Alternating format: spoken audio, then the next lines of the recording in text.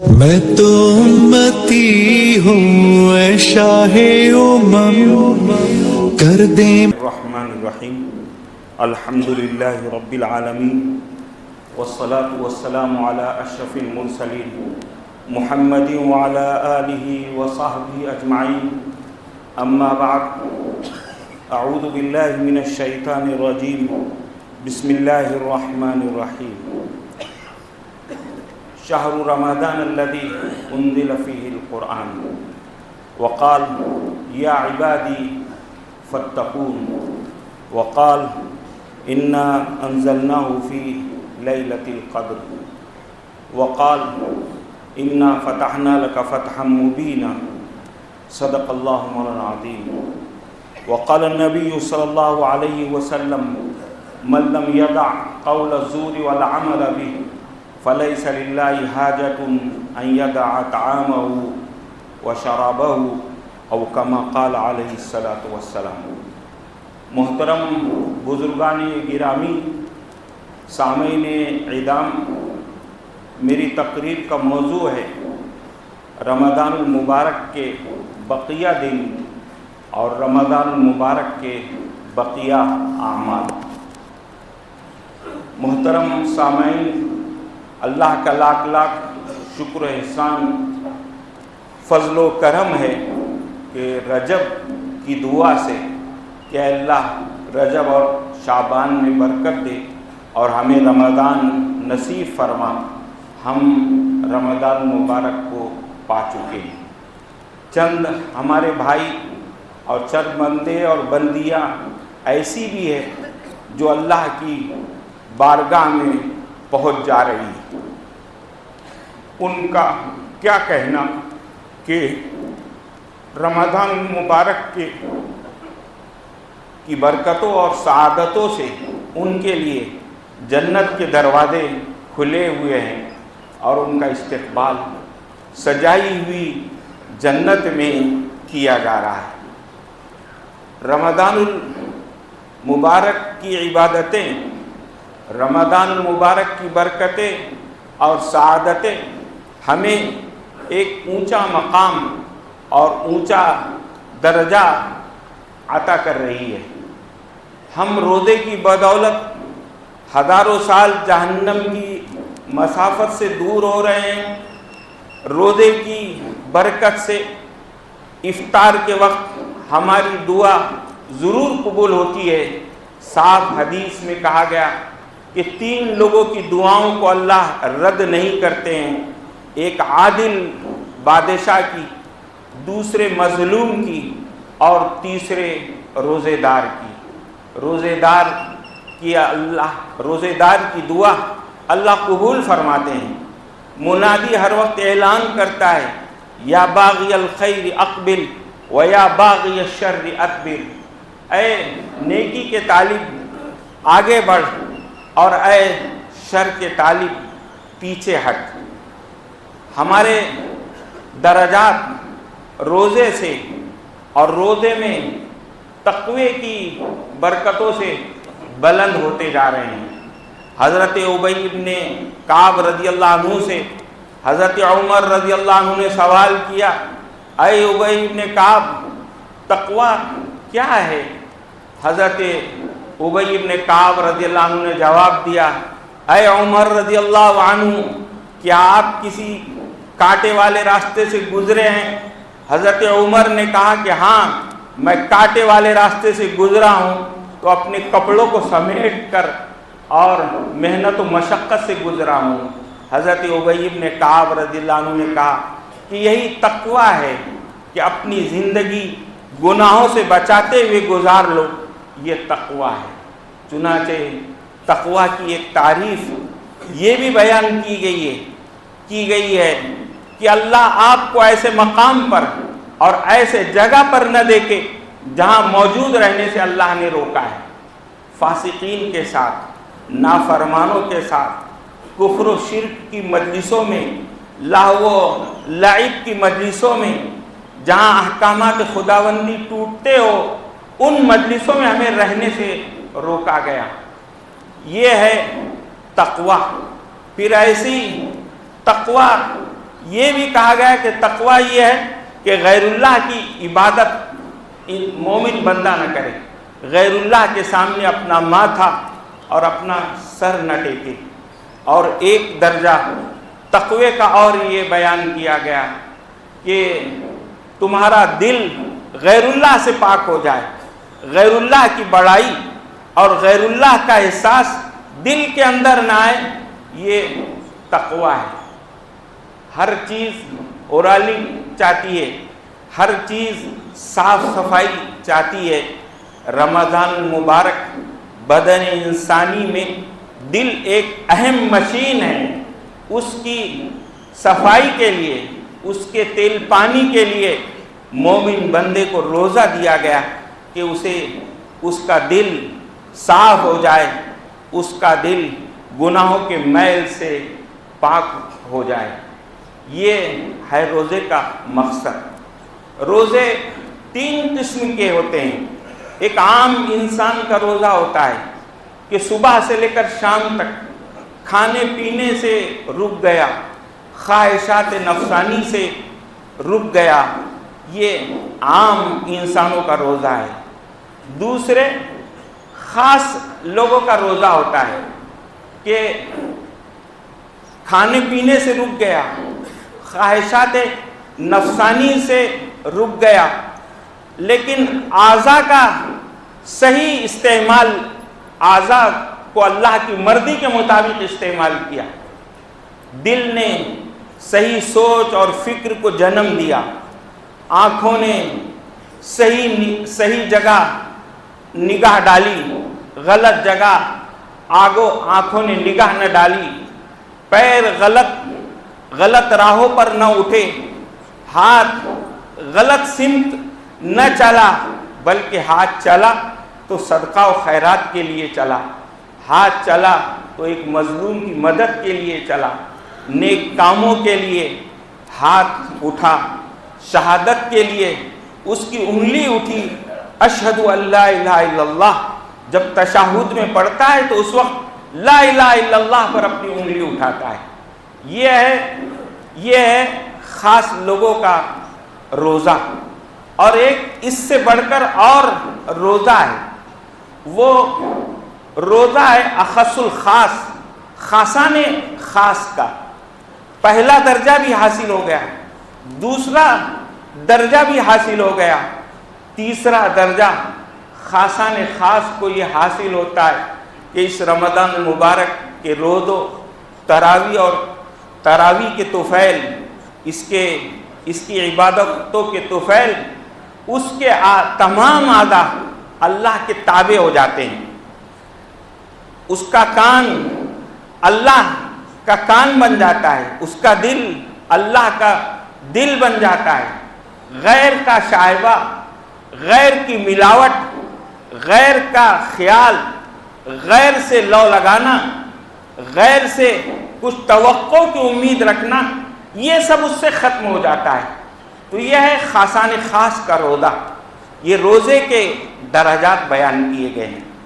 ضرور الحمدللہ ہم جامع مسجد آتے ہیں، یہاں تراویح ادا کرتے ہیں، یہاں کی مجلسوں اور محفلوں میں ہم شریک ہوتے ہیں، ایک نمائندہ مجمع ہمارے پاس آتا ہے، تو اب ہم سے جو تمنا اور چاہت ہے کہ ہمارا روزہ روایتی روزہ نہ رہے، ہمارا افطار روایتی افطار نہ رہے، ہماری سحر روایتی سحر نہ رہے، ہماری نمازیں رمضان المبارک کی روایتی نمازیں نہ رہے، بلکہ اعلیٰ درجے کی، اخص الخاص کی، خاصان خاص کی ہماری یہ عبادتیں ہو جائے۔ اور یہ اسی وقت ہو سکتا ہے جب رمضان المبارک کے تقاضوں کو پورا کیا جائے گا۔ جھوٹ کے اعمال سے، غیبت سے، چغلی سے اپنے آپ کو بچایا جائے گا، رمضان المبارک کا مقصد حاصل ہو جائے گا، تقوی حاصل ہو جائے گا، اللہ کی کبریائی حاصل ہو جائے گی، بڑائی حاصل ہو جائے گی، اللہ کی شکر گزاری آ جائے گی۔ آپ غور کیجئے، رمضان مبارک کے روزے ہوں یا قربانیوں کا عمل ہو، یہی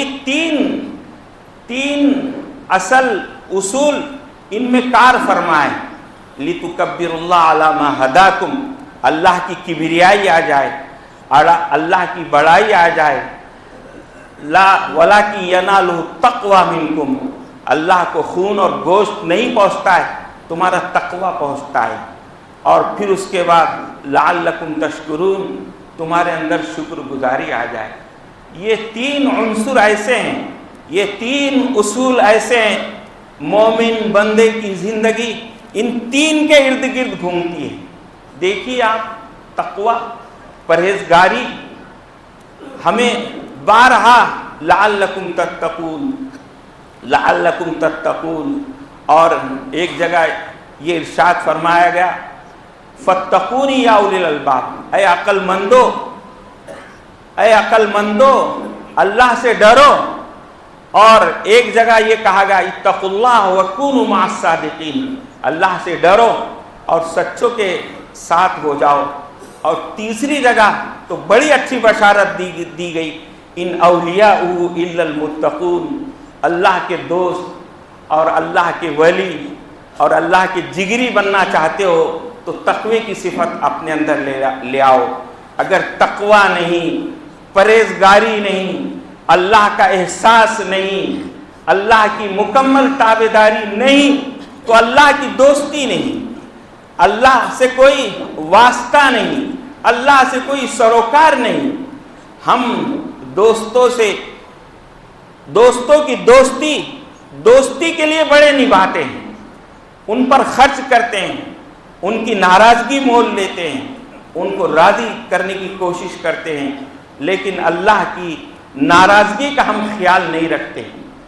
یہ 1 مہینہ تو برابر الحمدللہ اللہ کی رضامندی کا خیال رکھا جا رہا ہے، صبح سحر میں بھی رکھا جا رہا ہے، سائرن سنتے ہی، وقت ختم ہوتے ہی ہم کھانے پینے سے رک گئے، اور افطار کے وقت برابر ہم کھا رہے ہیں، اور اذان پر ہم مسجدوں میں آ رہے ہیں، تراویح میں ہم آ رہے ہیں۔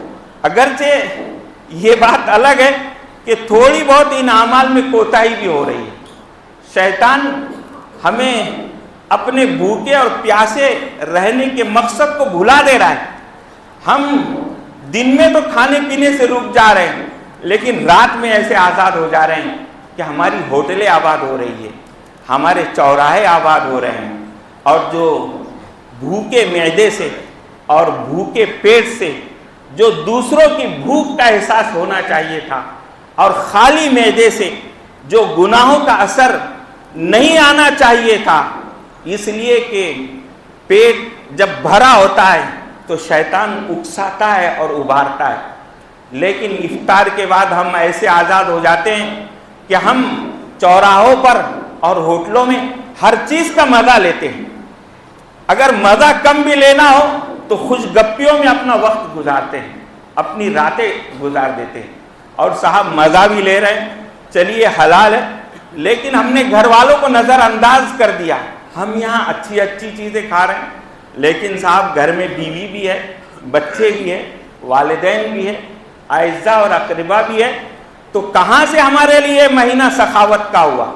کہاں سے یہ مہینہ ہم غم خاری اور غم گساری کا ہوا؟ دوستوں اور محفلوں میں تو ہمارے چٹخارے دار کھانے اور لذت دار مشروبات چل رہے ہیں، لیکن ہم گھر میں کہاں حسن سلوک اور کہاں ہم اپنے حق کو پورا کر رہے ہیں، کہاں ہم اپنے حق کو نبھا رہے ہیں؟ ظاہر بات ہے جب زیادہ چوچلے اختیار کیے جائیں گے اور زیادہ اپنے آپ کو شہوتوں میں لگایا جائے گا تو حلال مال ہمیں کافی نہیں ہوگا، حرام کی طرف ہمیں جانا ہوگا، حرام چیزوں کو اختیار کرنا ہوگا۔ لیکن صاف کہا گیا کہ حرام مال سے جو بدن، صاف کہا گیا کہ حلال مال سے جو بدن پرورش پاتا ہے، اللہ تبارک و تعالیٰ اس پر جہنم کی آگ کو حرام کر دیتے ہیں۔ تو صاف کہا گیا کہ جھوٹ بولنا، جھوٹ پر عمل کرنا، اگر کوئی بندہ نہیں چھوڑتا ہے اس رمضان المبارک میں تو اللہ کو ضرورت نہیں ہے کہ وہ بھوکا رہے اور پیاسا رہے۔ ہمارے بھوک سے اور ہمارے ہماری پیاس سے ایک مقصود ہے، ہمارا ایک امتحان ہے، ہماری ایک تربیت ہے.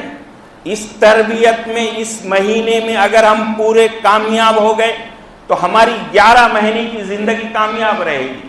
اگر ہمارا ایک دن کا روزہ 30 دن کا ہمیں روزہ زندگی بھر کے روزے کا سبق اور درس دیتا ہے تو ہماری زندگی باسکون رہے گی، باوقار رہے گی. اگر ہمیں یہ روزہ، اگر ہمیں زندگی بھر کا روزہ یاد نہیں دلاتا ہے تو پھر اس روزے کا ہمیں کچھ حاصل نہیں ہے.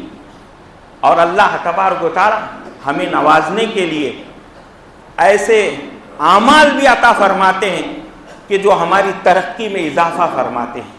زائد نماز ہے تراویح، اور قرآن کریم کا سننا، ذکر و اذکار ہے، اور بڑی تیزی سے دن گزرتے جا رہے ہیں. آج 13واں روزہ ہے اور ہم دوسرے عشرے میں، پہلا عشرہ رحمت تھا وہ گزر چکا. جو بندے رمضان المبارک کے لیے پہلے سے تیار تھے، رمضان المبارک کی آمد کا انتظار کر رہے تھے، ان کے لیے جیسے ہی چاند نظر آیا وہ امن، ایمان اور سلامتی کا چاند تھا، وہ بھلائی اور خیر کا چاند تھا. پہلے ہی رات سے انہیں خوشخبری تھی کہ اے بندو، یہ رمضان المبارک کا عشرہ تمہارے لیے ابھی سے رحمت ثابت ہو رہا ہے. لیکن جنہوں نے تیاری نہیں کی تھی، کچھ کمیاں تھی، کچھ کوتاہیاں تھی، اب دوسرے عشرے میں آ گئے ہیں تو یہ عشرہ ان کے لیے مغفرت کا ہو رہا ہے. پھر بھی کچھ بندے ایسے ہوتے ہیں کہ دوسرے الارم پر بھی نہیں جاگتے ہیں، تیسری وارننگ چاہیے ان کو، تیسری گھنٹی چاہیے تو اللہ کہتے ہیں کہ نہیں، آ جاؤ آ جاؤ میرے بندے ہیں. تو ان کے لیے بھی تیسرا عشرہ اللہ نے رکھا ہے کہ ٹھیک ہے، یہ تیسرا عشرہ تمہارے لیے گناہوں سے آزادی کا ہے. پھر بھی ایسے ہوتے ہیں کہ ان کی رکعتیں چھوٹتی ہیں، ان کی تکبیر اولیٰ تو پہلے چھوٹی، رکعتیں چھوٹی، امام صاحب کے سلام پھیرنے کے وقت آتے ہیں، عیدگاہ پہنچتے ہیں، اللہ تبارک و تعالیٰ ان سے کہتے ہیں کہ نہیں بندے، تو بھی آ جا، تو بھی اس مجمع میں شامل ہو جا، ہم تجھے بھی محروم نہیں رکھیں گے اور تو ہماری بارگاہ سے بخشا بخشایا لوٹ جا. لیکن عقل مندی اور دانش مندی یہ ہے کہ ہمارا شمار السابقون السابقون میں ہو، کہ ہر چیزوں کی طرف سبقت کرنے والے، ہر چیزوں کی طرف پہل کرنے والے اگر ہم شمار کیے جائیں گے تو ہمیں بشارت ملے گی، اولئک المقربون، یہ اللہ کے چہیتے بندے ہیں. اور جو سبقت کرنے والے ہوں گے، نمازوں کی پہلے تیاری کرنے والے، روزے کی پہلے تیاری کرنے والے، زکوٰۃ کی پہلے تیاری کرنے والے، شب قدر کی پہلے تیاری کرنے والے، صدقہ فطر کی پہلے تیاری کرنے والے، عید کی نماز کی پہلے تیاری کرنے والے، تو ایسے بندوں سے کہا گیا اولئک المقربون، یہ میرے چہیتے ہوں گے. دنیا میں بھی مقرب اور چہیتے ہیں، اور قیامت کے دن تو عرش کے سامنے ہوں گے. ظاہر بات ہے جو اللہ کے سامنے ہو اس پر نگاہ کرم زیادہ ہوتی ہے، شفقت اور عنایت اس پر زیادہ ہوتی ہے، اس کے برخلاف جو دائیں ہو اور بائیں ہو. پھر دوسرا بندہ بھی کامیاب وہ قرار دیا گیا جو اللہ کے داہنے جانب ہو، عرش کے داہنے جانب ہو، کہ اس کا بھی اعمال نامہ اسے داہنے ہاتھ میں دیا جائے گا، یہ بھی مقبول ہوگا. لیکن تیسرا تو وہ نافرمان، وہ گناہگار جو ایمان نہ لائے یا ایمان لانے کے بعد اپنے آپ کو بھی محروم رکھے، اپنے آپ کو کفر و شرک میں مبتلا کرے، اپنے آپ کو قرآنی ہدایات سے نظر انداز کرے. قرآنی ہدایات رمضان المبارک میں ہماری تربیت کے لیے اس محراب سے سنائی جاتی ہے، اور اس محراب سے اس کا خلاصہ بھی پیش کیا جاتا ہے. ادخلوا فی السلم کافہ، کہ پورے اسلام میں داخل ہو جاؤ.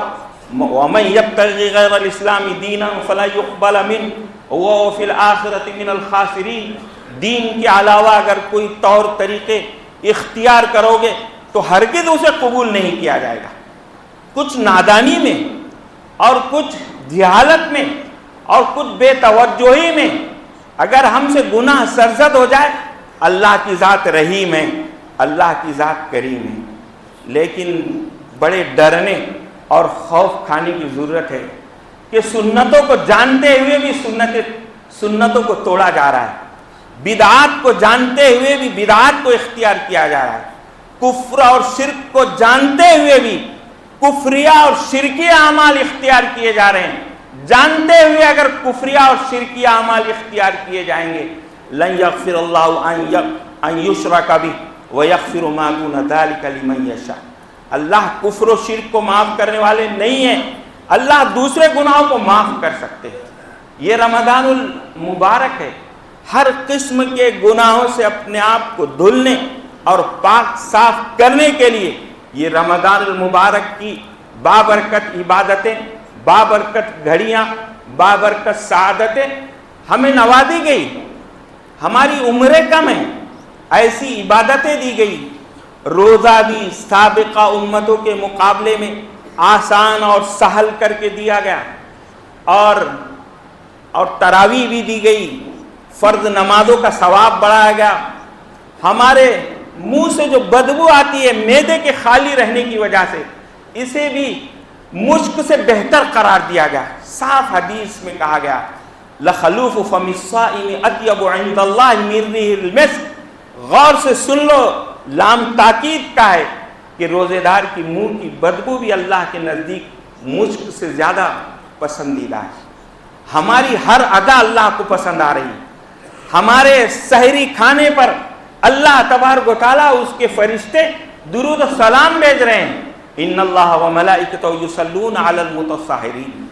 ہمارے افطار کے وقت پانی پینے اور ہمارے افطار کرنے سے اللہ تبارک و تعالیٰ یہ کلمات ہم سے ادا کر رہے ہیں ذهب الظمأ وابتلت العروق وثبت الاجر انشاءاللہ. پیاس چلی گئی، رگیں تر ہو گئی اور اجر ثابت ہو گیا. یہ فطرت انسانی کا خیال رکھ کے ایک روزہ دیا گیا.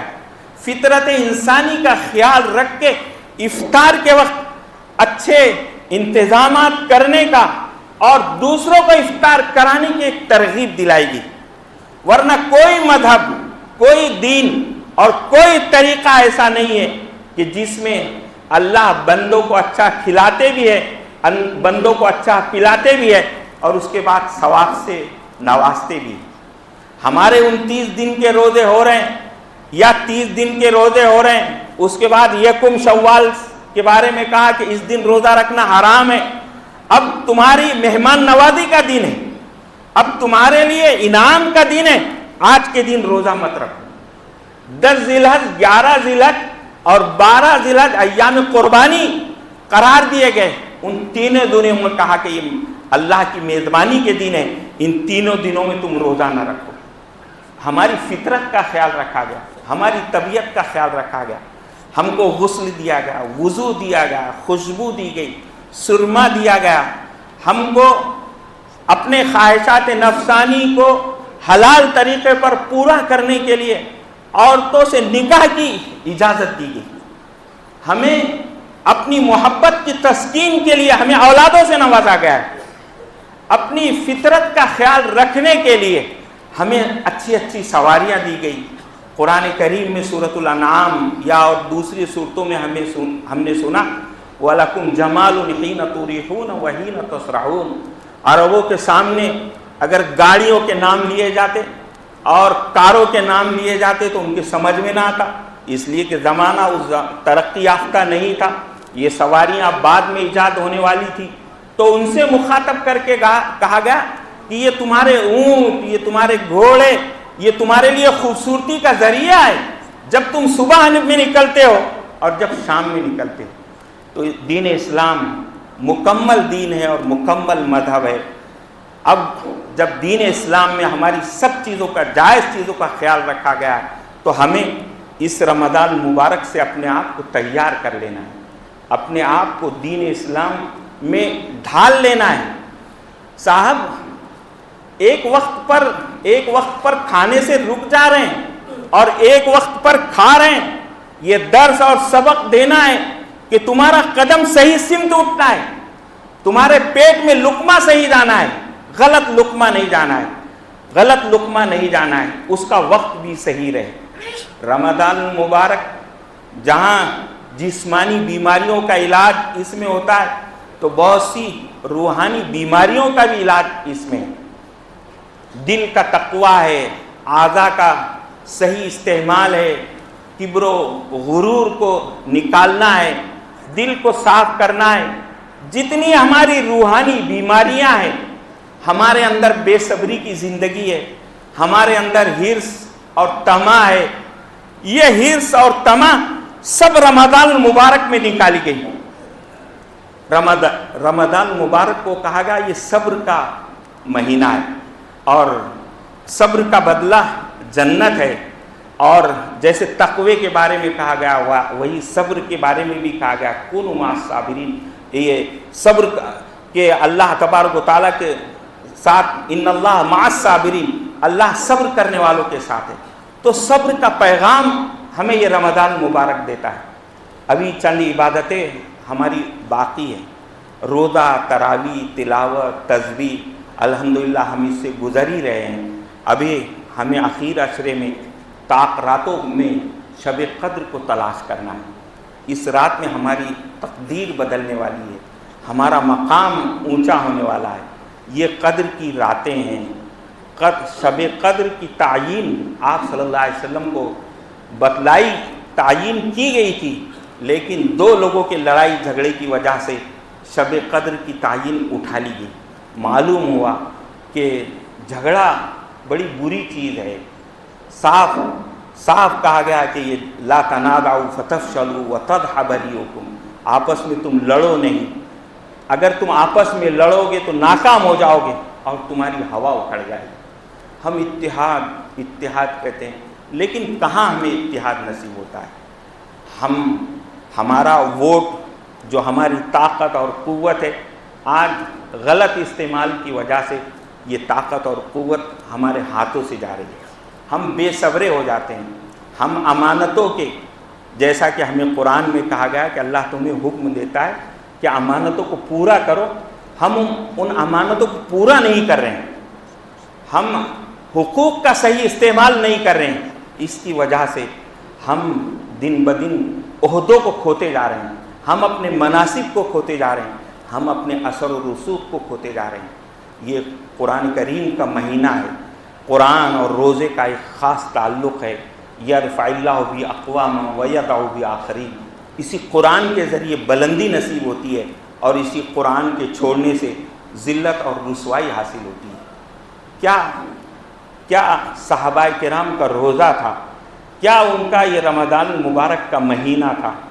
ایک عظمتوں کے ساتھ روزہ رکھتے تھے. بچیاں رمضان المبارک کا استقبال کرتی تھی, اور جب رمضان المبارک صحیح ڈھنگ سے گزارتی تھی تو مدینے کے عید بھی انہیں بڑی خوشیوں سے نصیب ہوتی تھی. یہ ہرگز نہیں سمجھنا چاہیے کہ یہ رمضان مبارک لذتوں والے دن ہی ہوں گے.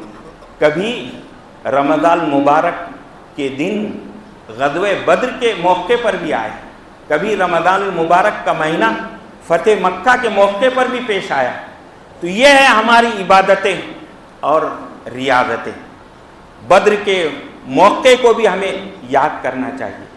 آپ صلی اللہ علیہ وسلم نے جب دعوت و تبلیغ کو پیش کیا اور حجت پوری کر دی, تو پھر اسلام کے بول بالے کے لیے آپ صلی اللہ علیہ وسلم نے ایک دشمن کی مالی طاقت اور قوت ختم کرنے کے لیے آپ صلی اللہ علیہ وسلم نے بدر کے مقام پر ایک لڑائی لڑی. اللہ نے اس میں کامیابی عطا کی, فرشتوں کو نازل کیا, مسلمانوں کو طاقت و قوت عطا کی.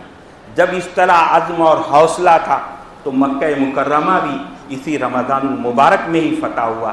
انا فتحنا لک فتحا مبینا لیغفر لک اللہ ما تقدم من ذنبک وما تأخر.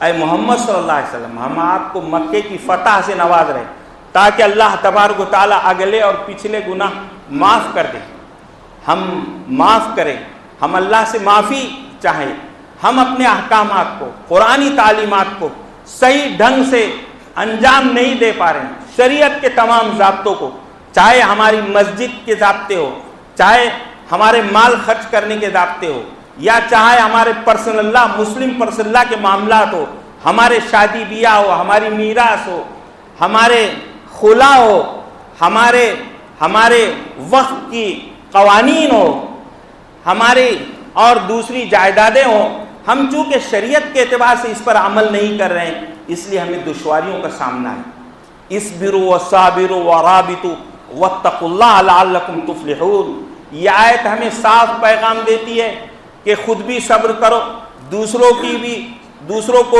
بھی صبر کی تلقین کرو، ورابطوا، اور چوکنا رہو، ہوشیار رہو، اپنے دین کے معاملے میں چوکنا رہو، اپنے مساجد کے معاملے میں چوکنا رہو، اپنی ذات، اپنا مال، اپنی پراپرٹی، اپنے کاغذات، اپنی تمام چیزوں کے معاملے میں چوکنا رہو۔ آج پہرے داری کا نظام مساجد سے ختم ہو رہا ہے، آج پہرے داری کا نظام محلوں سے ختم ہو رہا ہے، آج پہرے داری کا نظام مسلم مارکیٹ سے ختم ہو رہا ہے، جس کی بنا پر ہمیں خلاف واقعات ہمارے سامنے آ رہے ہیں۔ آج ضرورت اس بات کی ہے کہ ہم خود اپنا نظام بنائیں، خاندانی نظام بنائیں، محلوں کا نظام بنائیں، مساجد کا نظام بنائیں، ہم لڑکوں اور لڑکیوں کا جائزہ لیں۔ اب ظاہر بات ہے ہمارے لڑکے اور لڑکیاں صحیح انداز سے روزہ نہیں رکھیں گی اور صحیح انداز سے روزے کے تقاضوں کو، تراویح کے تقاضوں کو اور شب قدر کے تقاضوں کو پورا نہیں کرے گی، تو پھر یہ رمضان انہیں کیسے فائدہ پہنچائے گا؟ ان کے لیے یہ رمضان رسمی رمضان بن جائے گا۔ ایک آخری بات اور آخری موضوع آپ کے سامنے عرض کر کے ختم کرتا ہوں کہ یہ رمضان غمخواری کا مہینہ ہے، یہ رمضان غم گساری کا مہینہ ہے، اس لیے ہمیں یہ بھی حکم دیا گیا کہ اپنے مالوں کو پاک کر لو، اپنے سونے چاندی کے زیورات کو پاک کر لو، اس کی زکوٰۃ دے دو، اور روزوں میں اگر کچھ کمی اگر رہ گئی ہے تو اس کی تلافی صدقہ فطر سے کرو۔ صدقہ فطر کی دو حکمتیں بیان کی گئی کہ یہ روزے کی کمی کو اور تلافی روزے کی کمی کو پورا کرتا ہے، وَطُعْمَةٌ لِّلْمَسَاكِينِ، اور مسکینوں اور محتاجوں کے لیے کھانے کا ایک انتظام ہے۔ ہماری زکوٰۃ صحیح نہیں نکلے گی، غربا کی اور مساکین کی، اور جو فہرست بیان کی گئی ہے ان کی ضرورتیں کہاں سے پوری ہوگی؟ ہماری عید، اللہ ہمیں عید کی خوشیاں نصیب کرے، ہمارے لاڈلوں کو خوشیاں نصیب کرے، لیکن جب ہمارے محلوں میں، ہمارے خاندانوں میں ایسے بچے اور بچیاں ہوں گی جن کے عید کا انتظام نہیں ہوگا، جن کے کپڑوں کا انتظام نہیں ہوگا، جن کے سال بھر کی زندگی کا انتظام نہیں ہوگا، تو پھر ہماری عید کیسی لہلہاتی عید بن سکتی ہے؟ ہمارے بچے کیسے اچھی عیدی لے کر اور کیسے اچھے کپڑوں میں سج دھج کر عیدگاہ میں جا سکتے ہیں؟ نظر لگ جائے گی۔ ہم جو ہے تو لَتُسْأَلُنَّ يَوْمَئِذٍ عَنِ النَّعِيمِ، ان نعمتوں کے بارے میں ہم سے سوال کیا جائے گا۔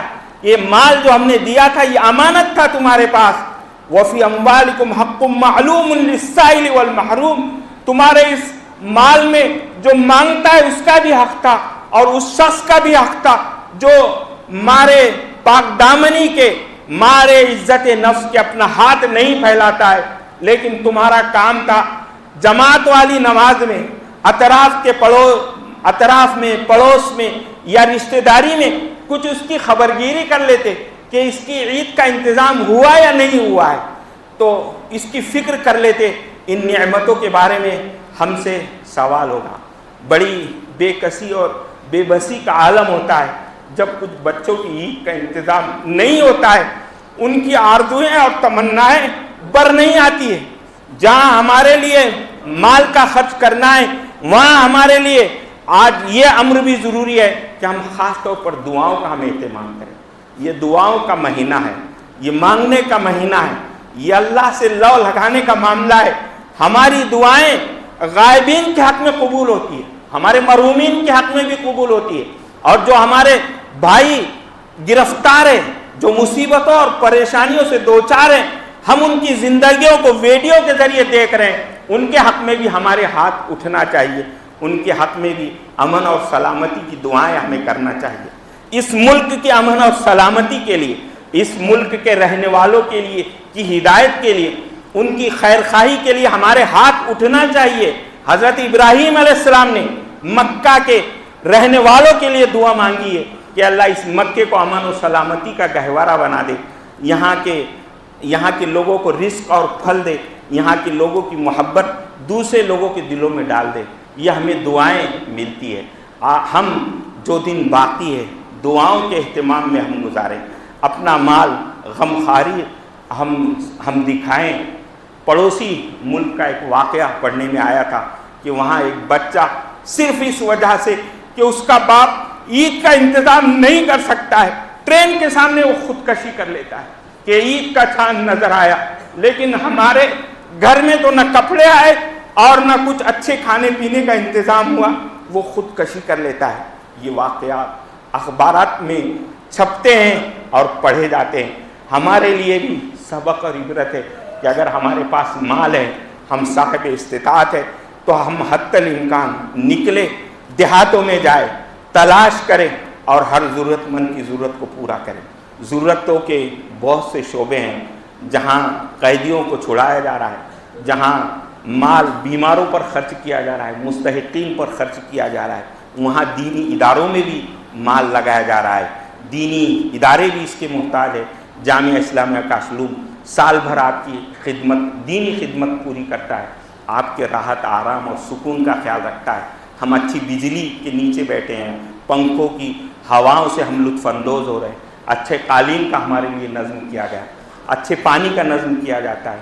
یہاں طلباء کی ایک بڑی جماعت ہوتی ہے، کثیر تعداد ہوتی ہے، جو یہاں قال اللہ اور قال رسول کی صدائے بلند کرتی ہے۔ آپ یہاں کے اساتذہ کو دیکھتے ہیں، یہاں کے ذمہ داروں کو دیکھتے ہیں کہ وہ گھومتے رہتے ہیں، ان ضرورتوں کو پورا کرنے کے لیے پریشان رہتے ہیں۔ ظاہر بات ہے بغیر انتظام کے، بغیر کوشش سے کوئی یہ ضرورتیں پوری نہیں ہوتی ہے۔ آپ سے یہی درخواست ہے کہ ان اساتذہ کا بھی تعاون کریں، جس طرح بھی آپ تعاون کر سکتے ہیں اپنے تعاون سے پیچھے نہ ہٹے۔ آپ صلی اللہ علیہ وسلم اس ماہ میں ہوا سے بھی زیادہ سخی ہو جاتے ہیں، اور یہ ضمانت ہے اللہ تبارک و تعالیٰ کی کہ اللہ صدقے سے مال کم نہیں کرتے ہیں۔ صاف کہا گیا ما نقصت مال من صدقۃ، کہ کوئی مال صدقے سے کم نہیں ہوتا ہے، بلکہ ایک فرشتہ اعلان کرتا رہتا ہے آتی منفقن آتی منفقن، اے اللہ جو خرچ کرنے والا ہے اس کو اس کا بدل جلدی دے دے۔ میں اس طویل سما خراشی کی آپ سے معافی چاہتے ہوئے یہی التجا اور یہی درخواست کرتا ہوں کہ ہم اپنے آپ کی تربیت کر لیں اور اپنے آپ کو پاک باز اور پارسا بنا لیں، اور یہ رمضان ہمارا حقیقی رمضان بن جائے، ہمارے روزے حقیقی روزے بن جائے، اور 11 مہینے کی زندگی ہماری صبر، تقوی اور پرہیزگاری کی ہو جائے، تاکہ ہم ایسی مخلوق ثابت ہو کہ اشرف المخلوقات ثابت ہو، اور جو فرشتوں نے ہماری پیدائش پر اعتراض کیا تھا ان کا اعتراض بھی غلط ہو جائے۔ اللہ ہمیں سمجھ عطا فرمائے، ہمارے اعمال کو قبول فرمائے، جو اعمال باقی ہے ان کو قدر سے، عظمت سے ہمیں بجا لانے کی توفیق عطا فرمائے۔ وآخر دعوانا ان الحمد للہ رب العالمین۔